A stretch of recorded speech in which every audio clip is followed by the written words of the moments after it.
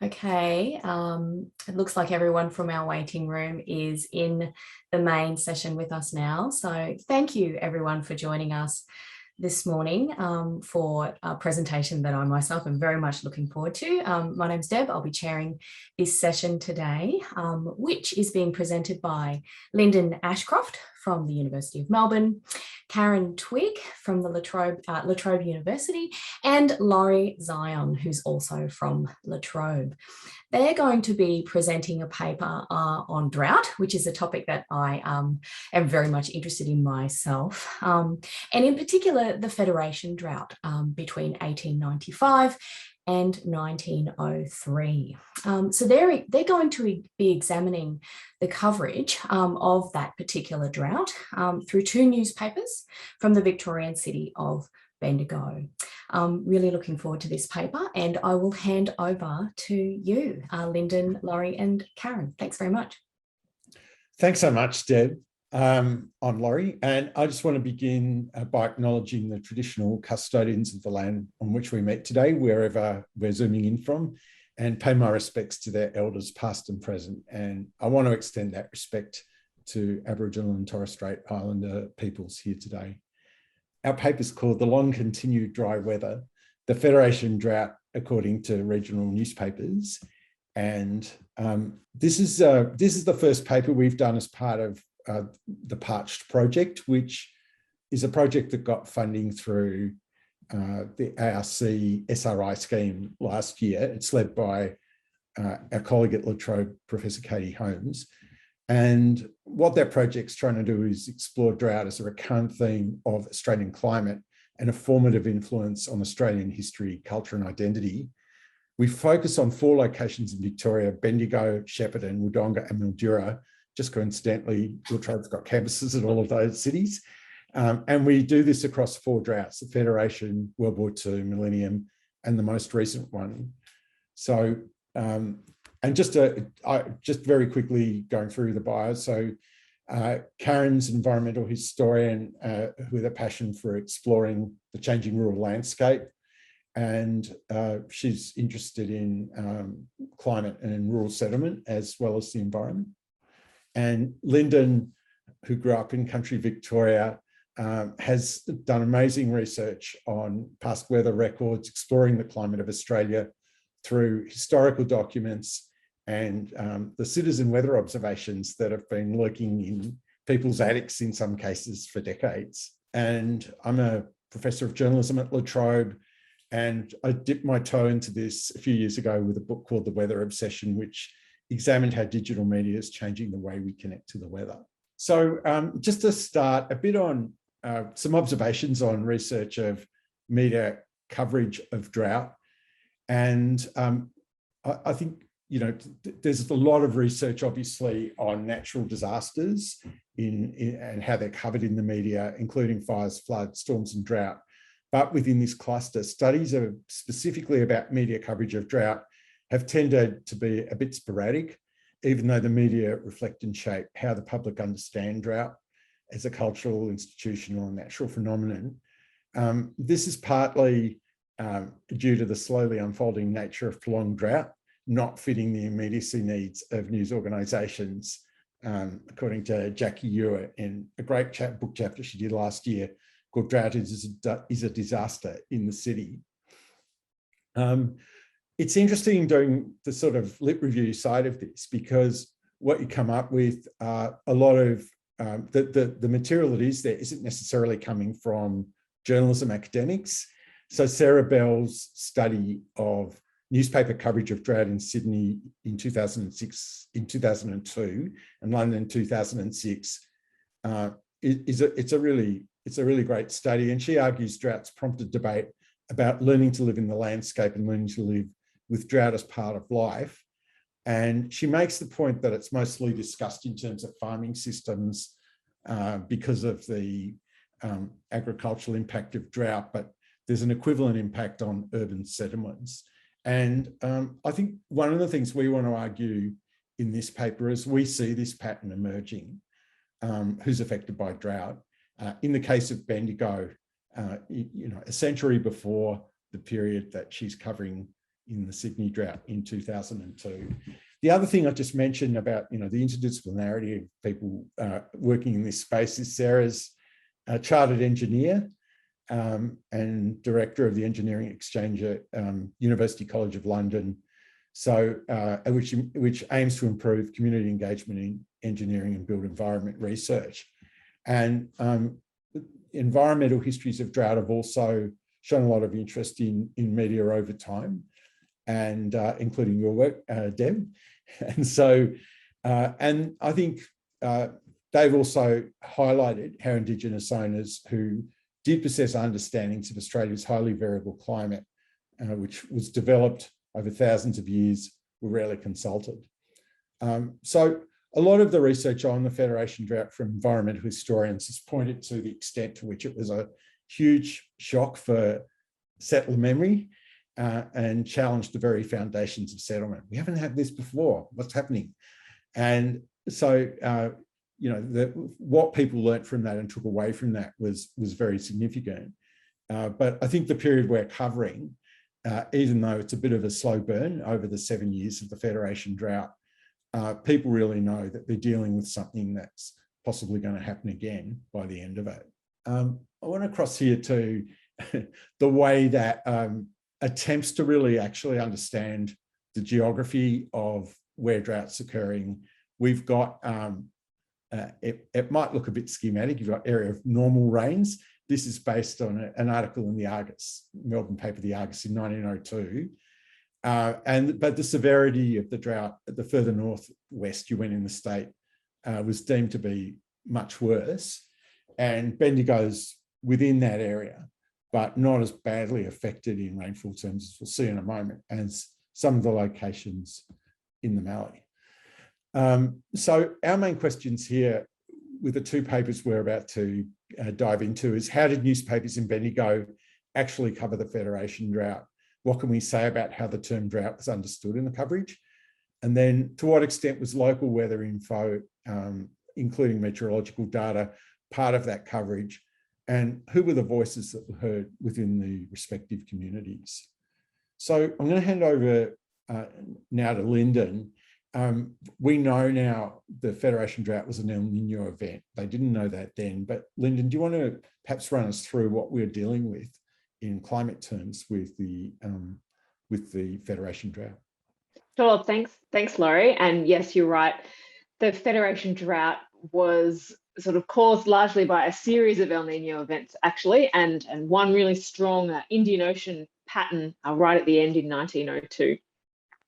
But of course, people at that time didn't really know that. There was a little bit of research sort of coming up at around that time that maybe what was happening with temperatures in the Pacific Ocean was affecting weather and climate around the world.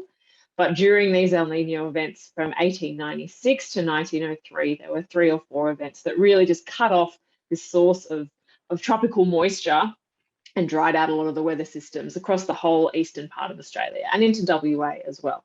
So this plot here shows you the rainfall percentiles from April. Can you just go back one, Lawrie? Sorry. From April 1896 to March 1904. And you can see Bendigo around about there to the south and east in that normal rain zone that we saw in that map from the Argus. The weather systems coming in from the east were able to bring rain, but across New South Wales and northwestern Victoria and into Queensland as well, things were really dry, and the driest 10% or even 1% in that really dark red of 7-year rain, 7-year periods. Next slide, if you like, Lawrie. So this plot here, zooming into Bendigo, shows you the annual rainfall in Bendigo with the average subtracted to see if rainfall was above or below average. And the Federation Drought, if I can get, oh, that's not what I wanted to do. Let's see if I can do this instead. The Federation Drought is about here, and it stands out as an extended period of below average rainfall, particularly in 1902. If we compare it to other long-term droughts that loom large in our memory and the ones that we are exploring in the Parched project, we've got the World War II drought there, which in Bendigo was broken up by a couple of really wet years. I wanted to highlight quickly the driest year on Bendigo's rainfall record, which was 1982. 1982, 1983 was a very, very strong El Nino event that was felt all around the world. And then we've got the Millennium Drought from about 1997 to 2009, when it broke very spectacularly in 2010, 2011. And that you can see that as a really extended period of below average rainfall. The recent drought is there as well. But the Federation Drought still clearly is a long period of below average rain, with a little bit of respite in 1899, but not much. Oh, that's okay, Lawrie, thank you. So looking at those boxes there and looking at instead of the rainfall, this is a bit of an index of drought. I'm looking at monthly rainfall anomalies here, where we kind of add up like accumulated dryness or accumulated wetness, and a value of this index below about -1 indicates a pretty significant drought. And again, you can see 1902 in particular really standing out as very, very dry. Next slide, if we could please, Lawrie. I just wanted to zoom in really quickly in the next couple of slides about the seasonality of the rainfall deficits that were seen during the Federation Drought. This graph here shows you the annual rainfall, and then DJF is December, January, February, so summer, and then autumn, winter, and spring for Bendigo. And these are weather observations from a few different sources that we can talk about later if they're of interest to you. Some of them formal sources and some of them more informal observations taken by interested members of society or learned members of society, not people who were being paid by anyone to take those weather observations, which is still the case today. But in particular, so we can see here that rainfall in the summertime, and particularly in the spring, was below average for the whole period of the drought, but good rains in autumn and a little bit in winter as well kind of gave us that respite at the turn of the century. Next slide, thanks, Lawrie. Finally, this table here shows the absolute amount of rain that fell every month, if you're more into tables than into graphs, where the orange squares there just highlight the months that are in the bottom 10 percentile, so the driest 10% of months for Bendigo. And 1902 once more stands out as really, really dry. Every month of the year was pretty much below average in terms of rainfall, and particularly autumn and winter, where a lot of farming communities really rely on that rain for crop success, was much drier than average. And Linden, the average rainfall for Bendigo is what, about 550 mils? Yeah, it's around about 550 mils. So you can, looking at the totals there on the right, some of the years were not particularly dry, 1898, 1899, even 1900, but they weren't much wetter than average either, I suppose. So it didn't lead to a lot of resilience and a lot of storage, I would say. And then when 1902 came, people hadn't had much chance to recharge, and it was a real shock, as we'll see in the newspaper reporting. Lawrie and we can have a chat about this if you like, Lawrie. And for me, I work with weather observations, so instrumental data, and some of that information does come from newspapers. I work with newspaper observations sometimes back into the 1790s, the early 1800s in Sydney. And for me, I don't know whether you agree with this, Lawrie, but some of the things I've seen from the journalists have been kind of an evolution of talking about the weather observations, thinking about newspapers in Sydney in the very early days of European colonisation. There would be a small table of weather records. There'd be a small table of numerical data, but not really a lot of analysis behind it. Whereas by the 1880s, weather maps and even some rough forecasts were pretty commonplace. The telegraph network enabled that to happen, enabled a weather map to be drawn. The earliest weather map, I think it was in the Sydney Morning Herald, is that right, Lawrie, in the 1878? Yeah, that's right. But they didn't really become a standard feature of newspapers for quite a while, because they were the first form of data journalism, and there was a lot of skepticism about whether readers would be able to understand squiggles on a map and what that meant. So they kind of came in quite gradually.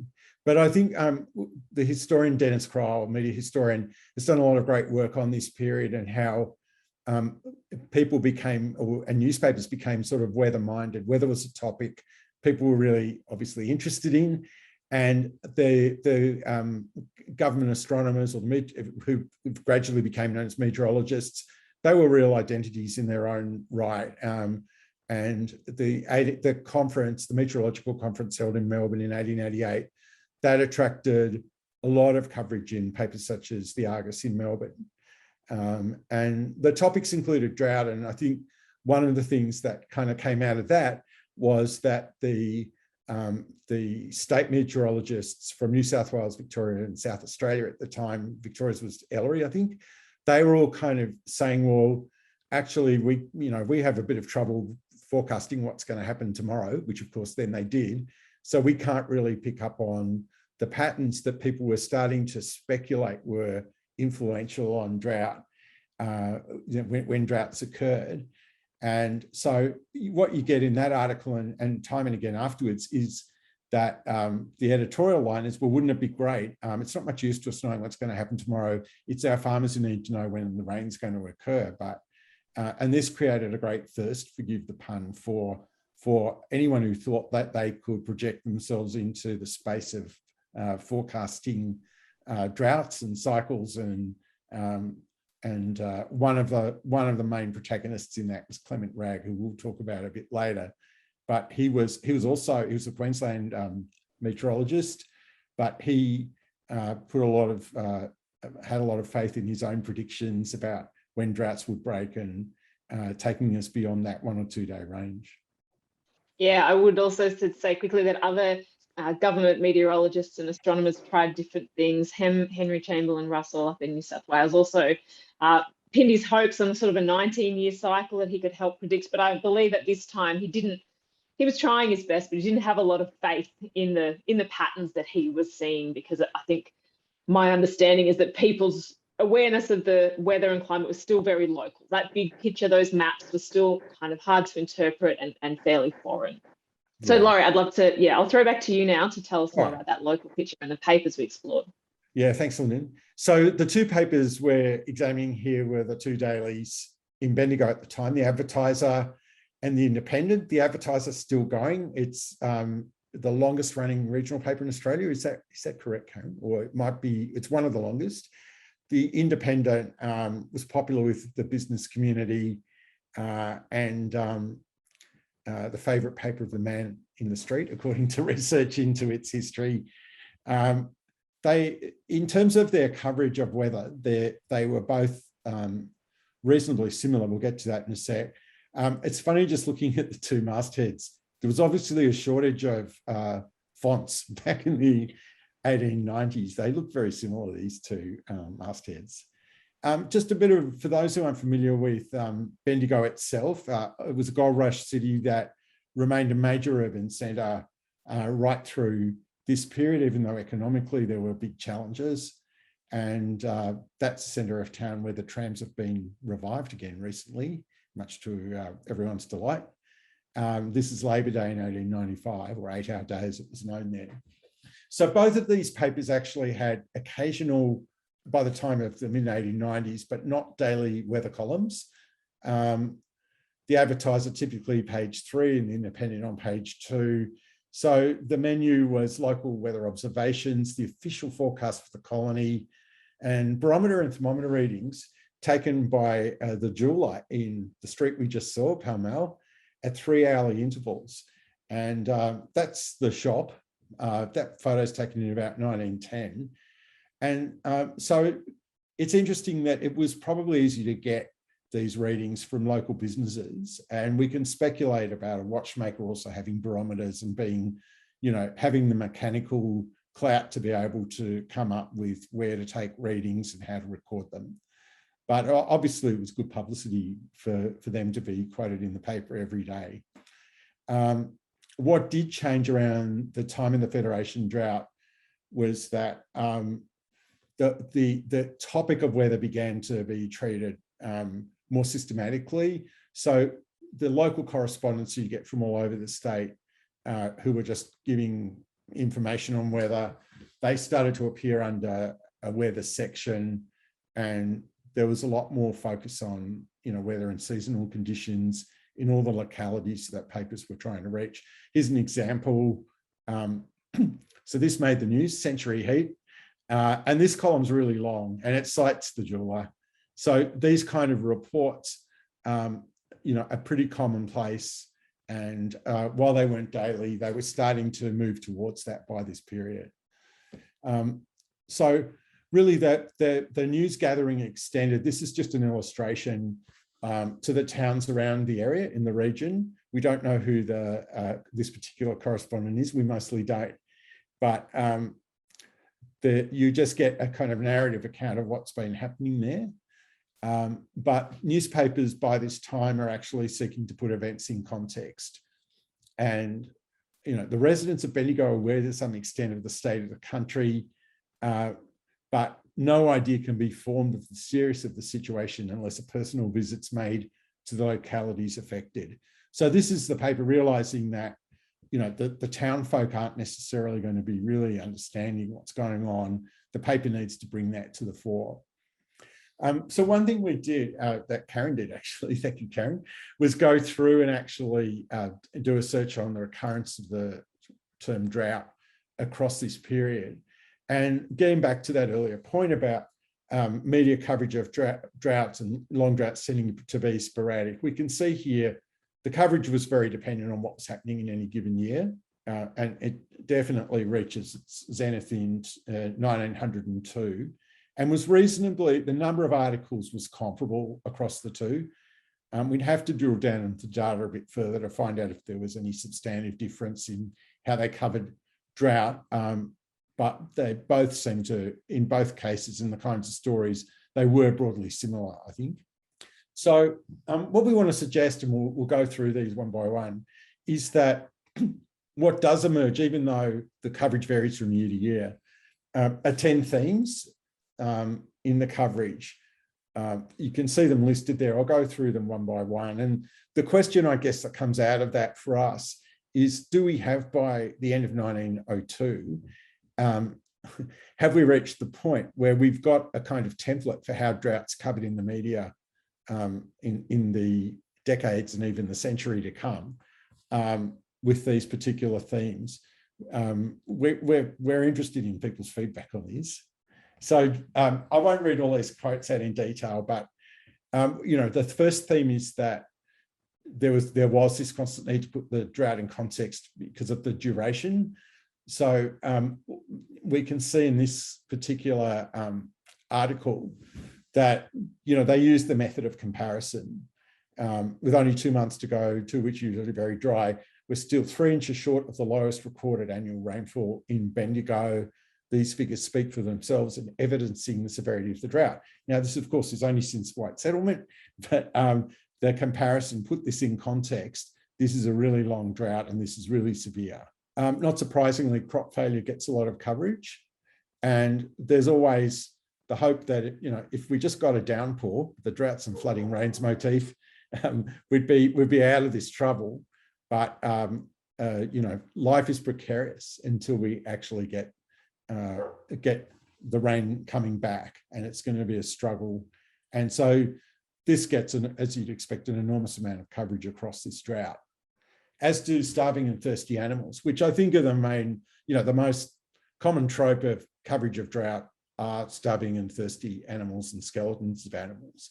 So although we're not seeing this represented pictorially, you're getting the narrative picture of this. Some of them presented an emaciated and really pitiable appearance.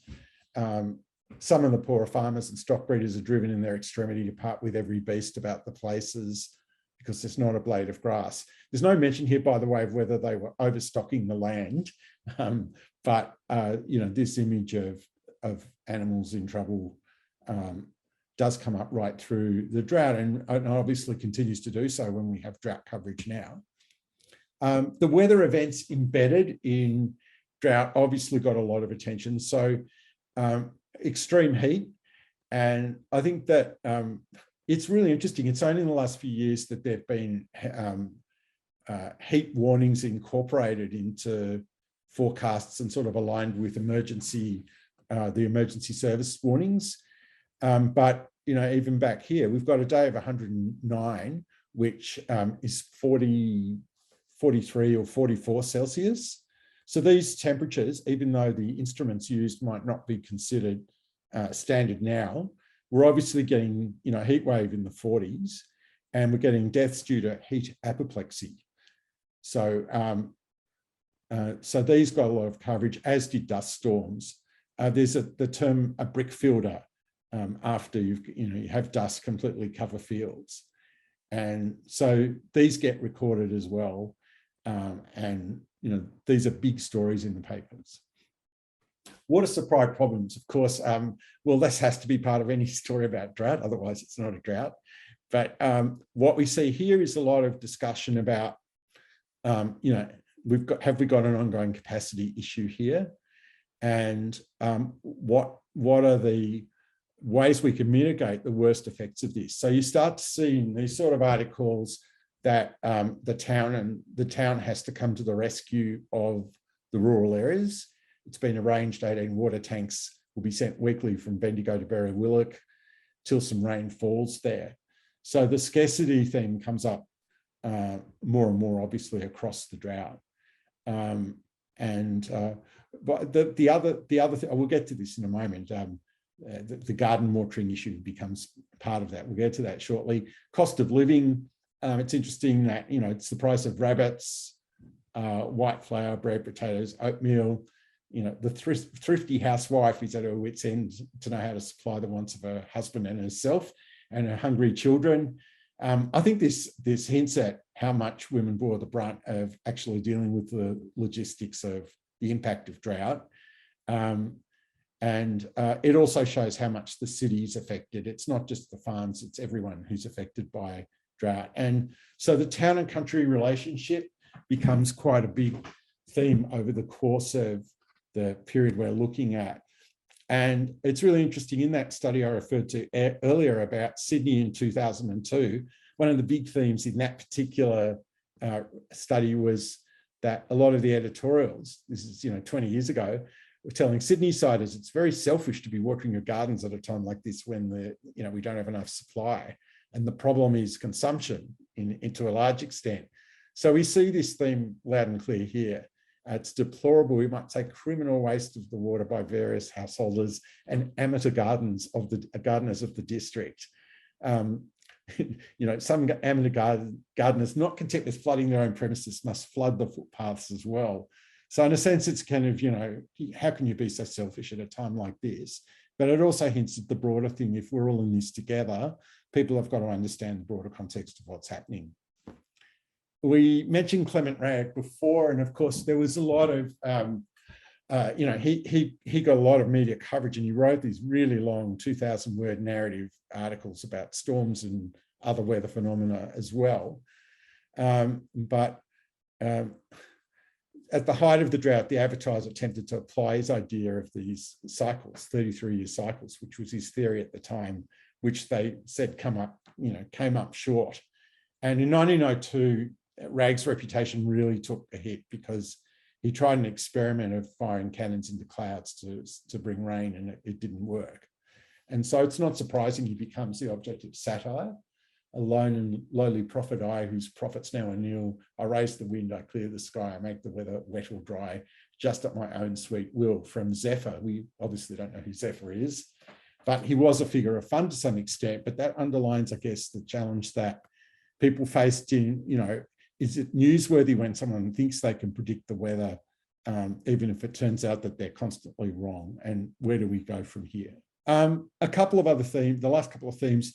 Charitable donations, because governments didn't routinely offer monetary assistance and it fell on private donations. There are actually a lot of benefit concerts, distress funds. There was a Drought Carnival in Bendigo, and it was the duty of Bendigo people to assist in every way, as it was no longer a question of drought but desolation. And during this time, there's a lot of emphasis on not being the fault of the settlers that they're suffering like this. And, really, we owe them all the support possible. And this whole issue came to a head, though, when Nellie Melba wanted to put on did a return tour to Australia, the opera singer, and wanted to put on a concert and get money from all her wealthy friends internationally. But the concern was that if you did that, it would show that, Victoria was a basket case economy and it might hurt trade. And so, this attracts letters to the editor. Why should the Chamber of Commerce try to stop her, from shining brightness into the homes of the poor Mallee settlers? So there's debate about, what kind of appeals are going to send what messages and how effective they'll be. And that kind of connects more into also, I think, the 10th theme we looked at, where it's in 1902 with the state election in Victoria that the government responses are the subject not just of coverage, as we can see here, the coverage of Max Hirsch, on the hustings, but also advice for the government by the papers. So editorials. So this editorial from the Bendigo Independent in October 1902 is freely offering advice on what the government should do in terms of drought. It's going to be necessary to arrange for advancing money to see some of the distressed settlers purchasing seed. And the papers also had a lot to say about developing better water storage facilities over time, so that when the next drought comes around, the community will be better prepared. So we're up to discussion now. I guess the points I just want to lead us into there are that newspapers frame the discourse for communities to define their own interests and anxieties at a local level. The coverage of the Federation Drought in Bendigo might have been sporadic, but over time it built up a thematic picture. And as we see in coverage of recent droughts, coverage about weather and harsh heat is there, but mixed in and equally relevant, I think, to assessing what's drought coverage, the reality of how communities were dealing with it, the climate that the settlers thought was settled wasn't settled, and it required new ways of thinking about resilience and survival. And at this stage, Indigenous knowledge of weather and climate was just not even considered a factor in how people might look to understand the environment they were in. So just going back to those 10 themes that we brought up earlier, this is, for us, it's a very exploratory piece of work. It's the first of our papers and hopefully articles that we're going to be doing on how drought was covered by the media in Victoria over a 100-year period. But these are the themes we think that are clearly evident here that remain, embedded in drought coverage for the century and a bit that's followed since. So thank you all, and I'll stop sharing now so I can see everyone else in the room. Thanks.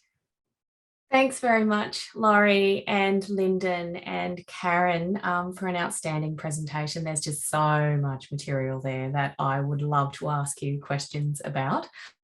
So I do have lots of things written down here that I'm keen to ask you about. But first, can I hand over to our audience to see? I'd like to invite you to ask some questions of our three presenters today. Michael. Yeah. Thanks for that. Yeah, it was a great presentation. I'm glad you finished up by saying about newspapers sort of setting the discourse around drought.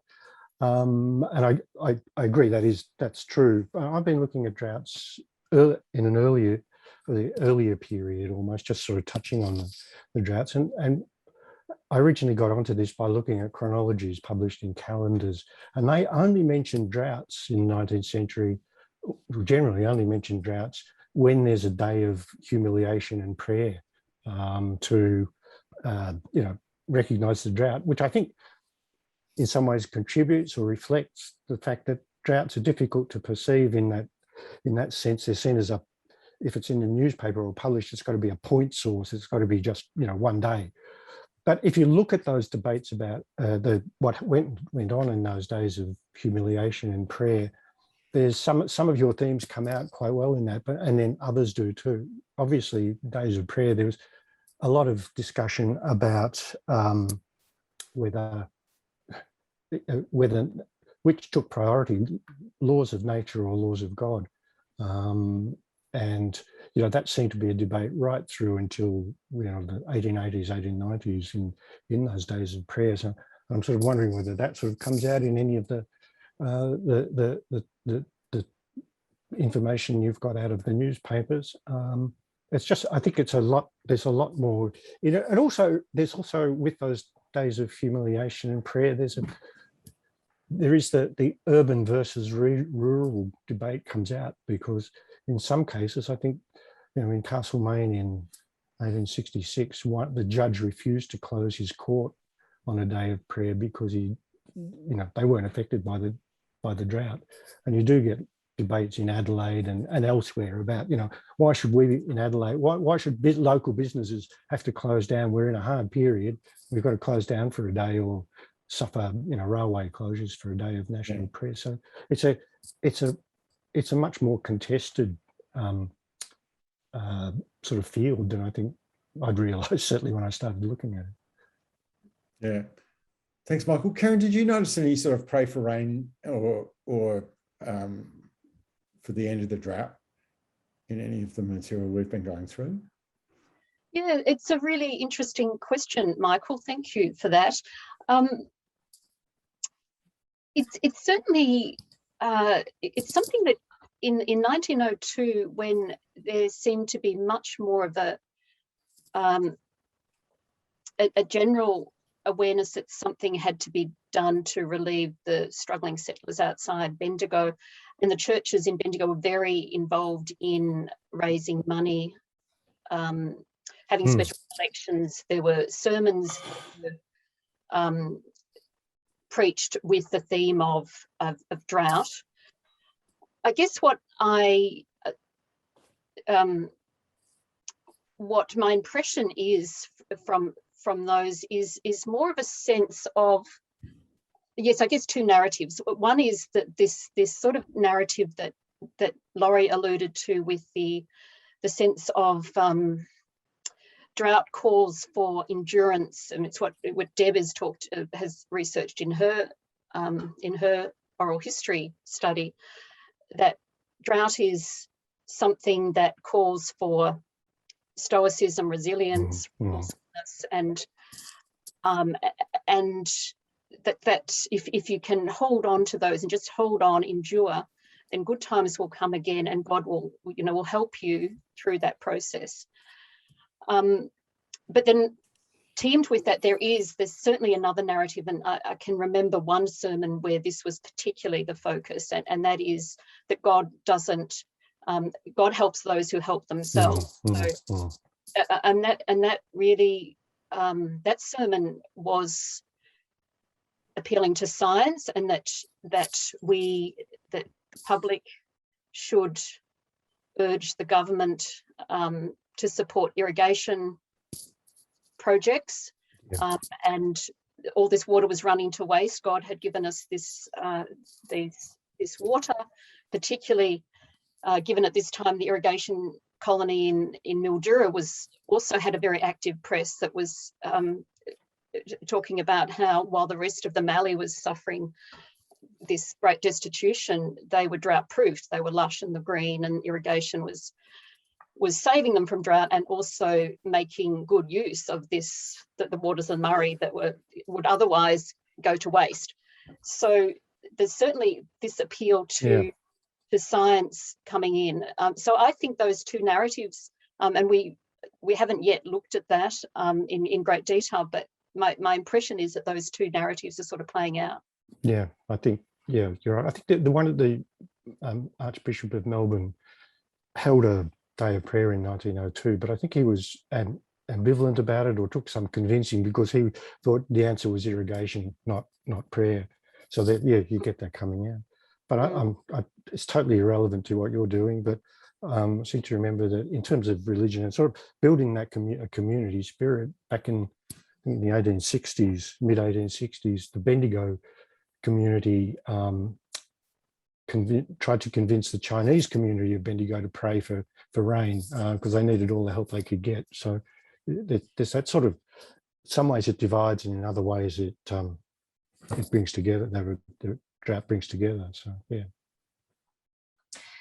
Thank you, Michael. And of course, the idea of praying for rain has lingered up until the Millennium Drought with John Howard, talking, using the same kind of discourse.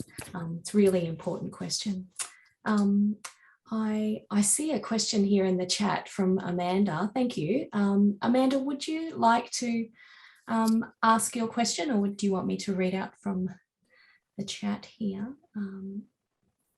Mike is dead. Okay, fair enough. Amanda's asking, were the sermons printed in the papers in full? Yes, sometimes incredibly in full from my memory. And sorry, I'm taking over a bit, but yeah, so right through from at least the 1850s when I've been studying, the sermons in those particular things were transferred when there was a day of humiliation, which had been called by the governors. I've had sort of official clout behind it.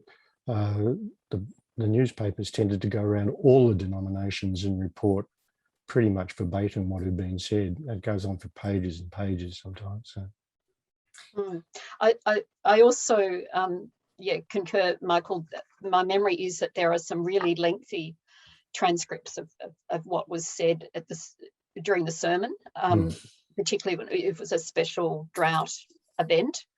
And I also, it just jogs my memory that when the drought did eventually break, there were also services of Thanksgiving. Yeah. Of course, when it broke was a little bit hard to discern in 1903 because there was a big downpour in, I think, April, and then it was dry after that, and then I think the drought was finally considered to finish in perhaps June. But there was a sense of this is why stoicism and resilience and endurance is why we need to hang on to it, because eventually we will be rewarded with a bountiful harvest, with an abundance of rainfall. And so as long as we can just hang on there, God will eventually reward our perseverance. Such an interesting topic. I see that Robert, you've got your hand up. Please go ahead. Thanks. Thanks for this presentation. I grew obsessed with rainfall by moving to Adelaide in the early 90s, and so just in time for the Federation Drought. So I guess my first observation is that I would be interested at some stage in this project to know what happened further west as well as north, because it seemed that there were some very dark bits of red, admittedly in parts of South Australia, above Goyder's line, where nobody in their right mind.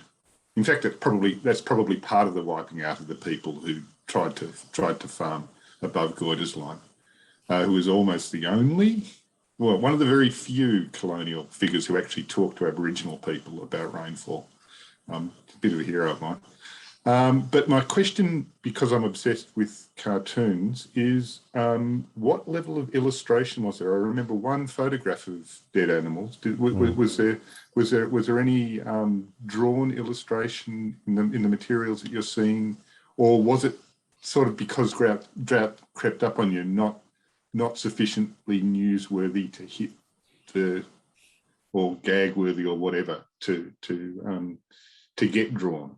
I'd just be very interested to know what was happening in the papers you're seeing.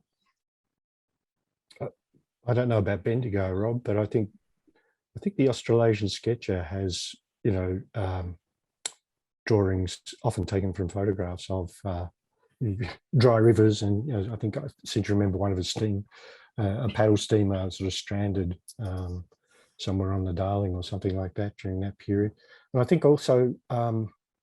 I might be wrong on this, but I think the new federal government commissioned, or there was an inquiry, a photographic survey commissioned by to document the Federation Drought. But by the time they did, the drought had broken, and a lot of the photos in the folio they prepared are of them floodwaters. So again, it sort of feeds into that sort of narrative of if you wait, the normal.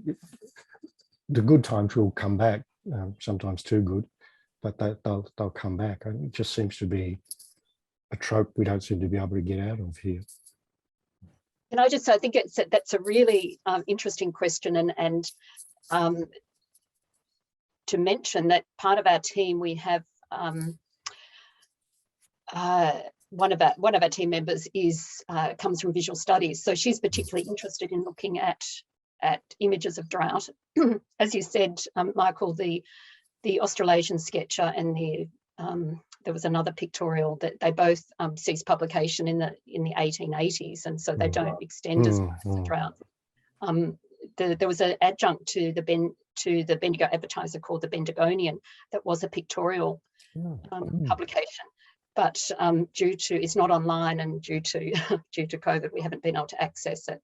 But we are really interested in the visual language of drought and how drought was depicted in images. So it will be something the team will be looking at, but we haven't. And in the Bendigo Advertiser and Bendigo Independent, there were no images of drought. There's so much to look forward to coming out of this project. I might jump in then with a question. So I'm interested in like the performance of nation building at this particular time. It would seem to be a really relevant. I'll ask you. Was it relevant, and if so, how in the coverage that you saw? My take on that is it's a little blurred by the fact that the mission of the paper was really to cover the community, and the community wasn't a fixed geographical entity, but it was Bendigo and around. We obviously traversed the whole, Federation period, and certainly in weather and climate terms, the Bureau of Meteorology, under its former name, I don't think gets established till 1907. But there was a lot of talk through the period about the coordination of efforts between the colonial meteorologists as well in cooperation. I don't know how much that fed into nation building. We just sort of saw the link very vividly between elections in the state context and the drought. But Carol, Linden, do you have any other observations on that? There was certainly in the coverage of the 1902 when the drought was culminating, there were comments in the press around the failure of the newly federated government. We'd come into federation with this great sense of national destiny, and the colonies were united, and we were going to be this great nation, and that the newly federated Commonwealth had failed to provide sufficient assistance in this time of crisis, and that certainly was really evident in the Dame Melba controversy that that Lawrie talked about, because it was the Commonwealth. It was a new Prime Minister that had gone directly to Melbourne and said that she couldn't proceed with this request to her wealthy friends. But also the discussion around irrigation schemes and water supply certainly fed into that whole conversation around nation building, that this is the way to make sure that these droughts don't bring us to our knees again. If governments can put money into these big schemes, like they're doing in Mildura, like it's happening in Shepparton at the same time, then we can overcome this climatic barrier or obstacle to greatness. There is that sort of narrative coming through. I would just add, from a meteorological observation point of view, around that time, the state or the colony observers and astronomers and meteorologists were in pretty good lockstep, with the exception of Rag, who, while he was a bit more advanced in the way that he instructed weather observations to be taken, he was the first real advocate for the Stevenson screen, for example, which is a thermometer shed that thermometers are kept in. It's the World Meteorological Organization standard now, which enables long-term climate observations like the ones behind me to be taken. New South Wales, Victoria, South Australia, it was all a little bit more piecemeal, but the government astronomers themselves were all working really closely together. Learned men discussing with each other whether they were one nation or not. I think there were a few of those. Oh yeah, the 1888 meteorological conference, and it was in that sort of professional area that a lot of sort of practice for Federation came through, with telegraphy and postal communications, things like that. So sort of the ground was being softened for Federation in that sort of nation building in that sense. But Yeah. interesting. And there are also just a lot of reports of weather events all around the country. So they obviously didn't all come, the day of a cyclone or anything like that. But I think that, there's an enormous amount of syndication, obviously, through that time. And there'd just be random articles in the Melbourne papers at the time of, something that happened in North Queensland or whatever. And so, some of that looked to be copy fill. It didn't look to have any particular editorial strategy, but it just meant that with the Telegraph, with all these stories around, that they could easily fill up pages with these kind of quite short reports of something that's happened somewhere. And the other thing that I guess is interesting about Rag in particular is that he was heavily syndicated. I mean, he was like, he really was, and this is a point Dennis Crowell makes about, people, these were media figures, the colonial meteorologists. And Rag, because he actively pursued that role and wrote about a lot of other stuff apart from weather and named storms, the first person to name storms and cyclones, giving them the names of politicians he didn't like. But he really kind of tried to connect, and there's a lot of, trying to get readers to engage with what this must have been like and all of that. So the fact that they were national figures, I think, also meant that, the meteorological project was seen to be very broad. And but I think that I haven't gone into a lot of depth in this, but the discussions that followed in 1902 around the establishment of a national bureau brought a lot of the state rivalries into play as well. Thank you. That's a really interesting aspect of your project. And I guess I'm interested in how this template that you've presented this morning, what will you do with that? Will you take that forward and then I guess examine it in the context of the other droughts that you've identified?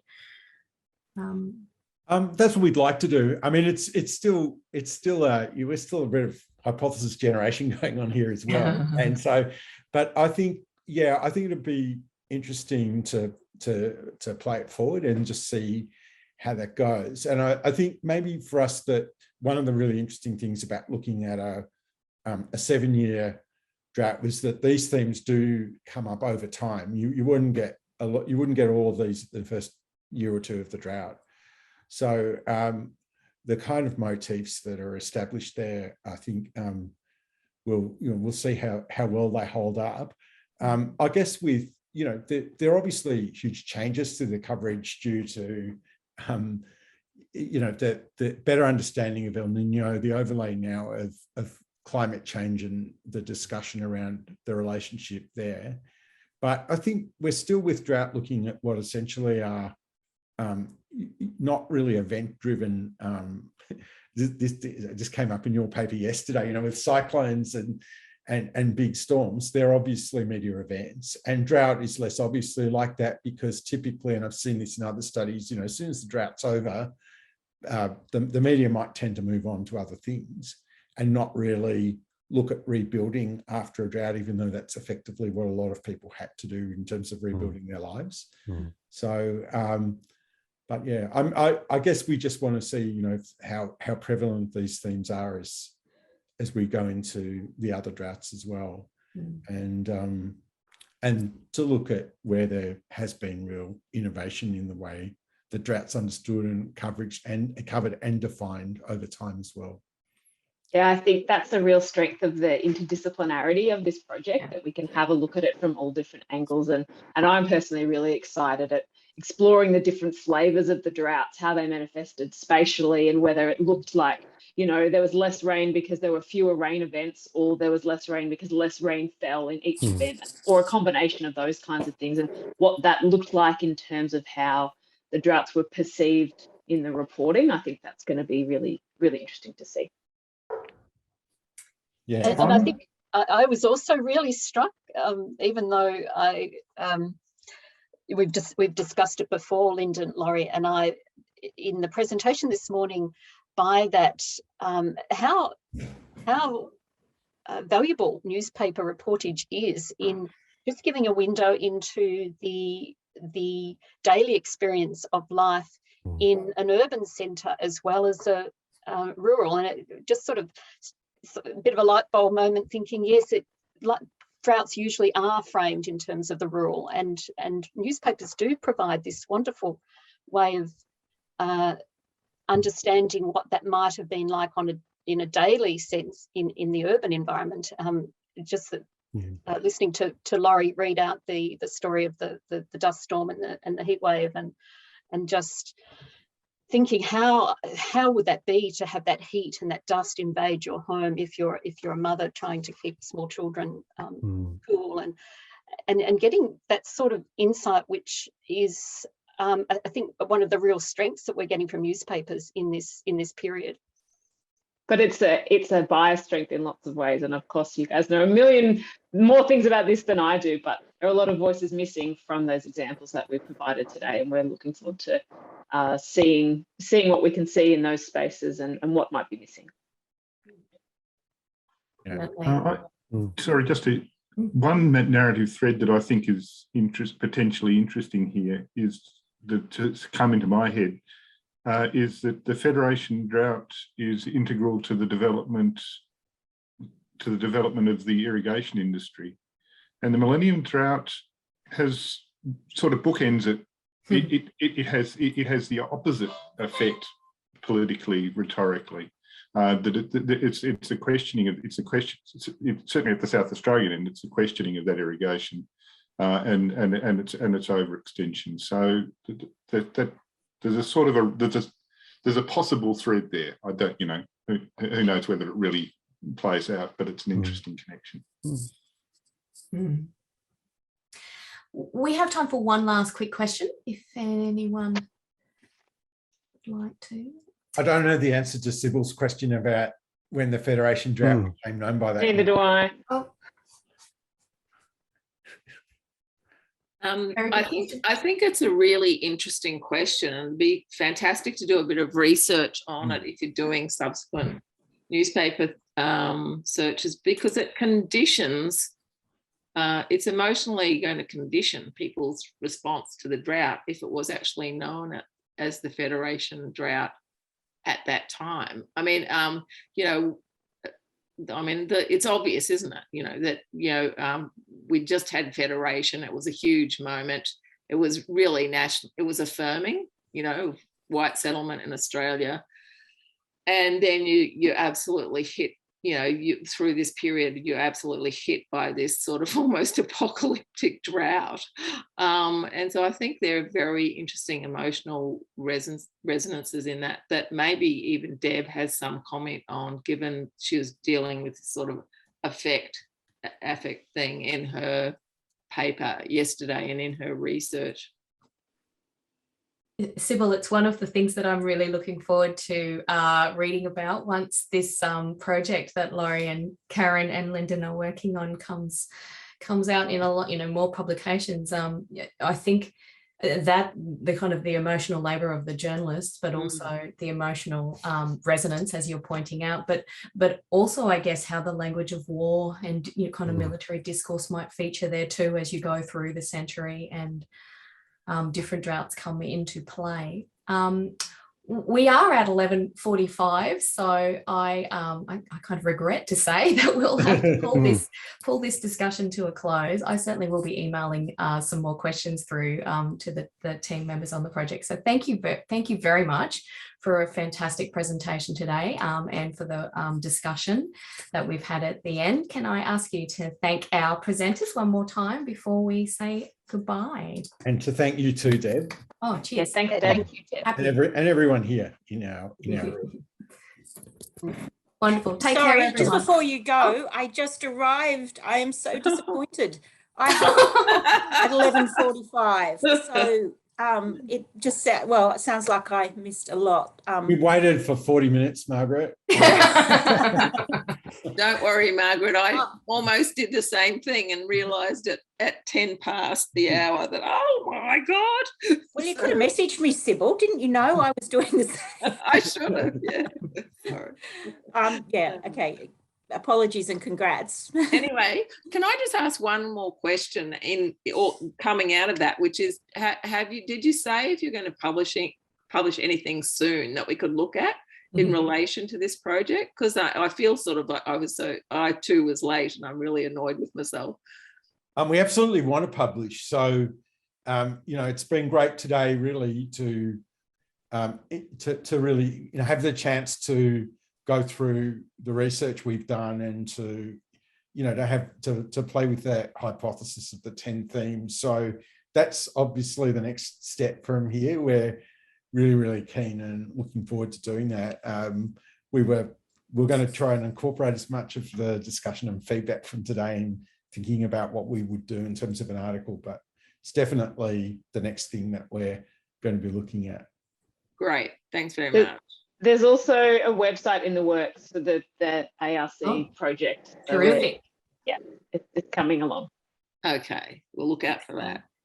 Excellent. And I imagine some incredible visuals will come out from the project too that will be unearthed. Yeah. Okay, thank you everyone. Take care. And yes, thanks again. Thank you. Thanks. Bye. Bye.